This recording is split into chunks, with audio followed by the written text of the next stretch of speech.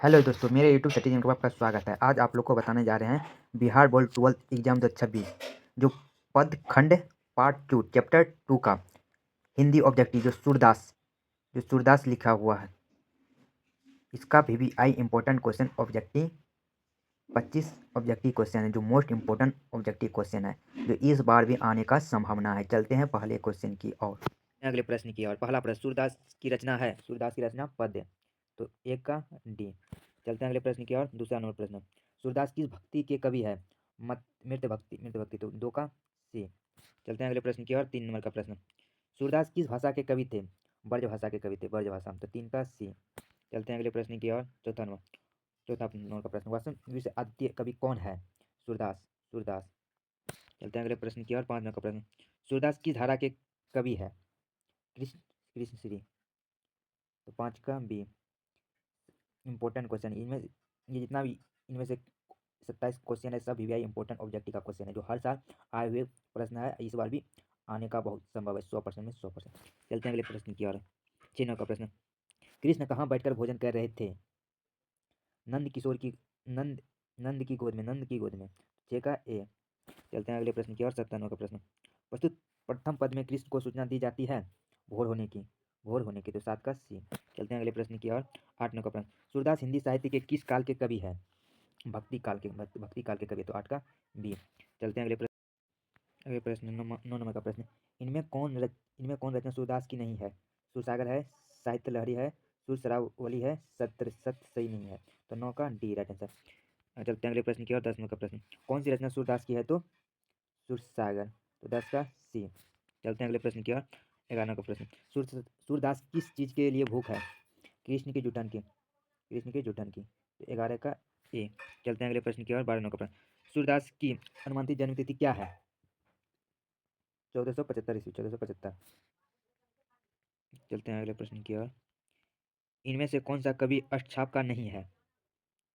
अष्टछाप का नहीं है, तो सूरदास, 13 का ए। चलते हैं अगले प्रश्न की ओर। 14 का प्रश्न, कच्छुक खात कच्छुक धरिनी गिरावत छवि निरखित नंद की रानियों में कौन अलकार है? अनुप्रयास, अनुप्रयास, तो 14 का डी।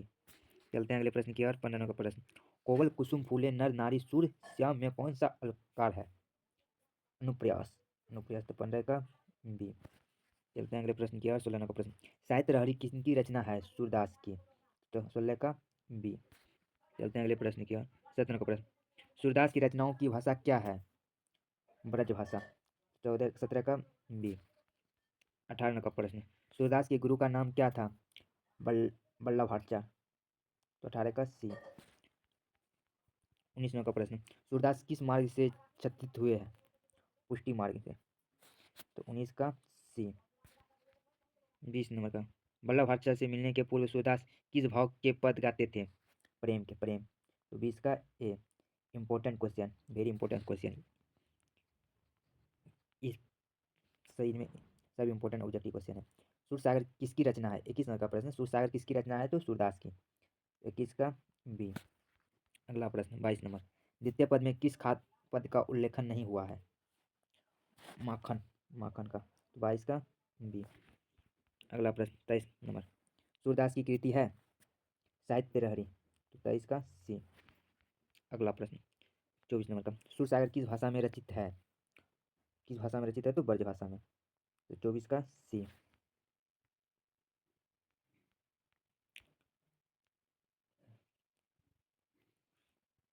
सूरदास के संकलित पदों में कौन रस है? सिंह, सॉरी, वात्सल रस, वात्सल रस, तो 25 का बी। अगला प्रश्न 26 नंबर, कन्याओं का क्या अर्थ होता है? गोद, कन्याओं का गोद, तो 26 का डी।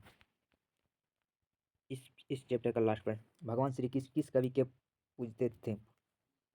तो किस कवि को भगवान कृष्ण? तो सूरदास, सूरदास, 27 का डी।